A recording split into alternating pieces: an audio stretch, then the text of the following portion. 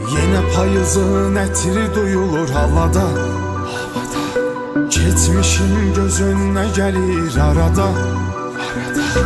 Yine payızın etiri duyulur havada. Geçmişim gözüne gelir arada.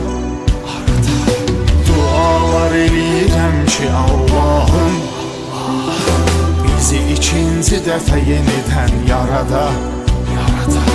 Dualar eləyirəm ki Allah'ım bizi ikinci dəfə yenidən yarada. Bəlkə onda bəxtimiz bir olacaq, yolumuz tək ölümlə ayrılacaq. Bəlkə onda bəxtimiz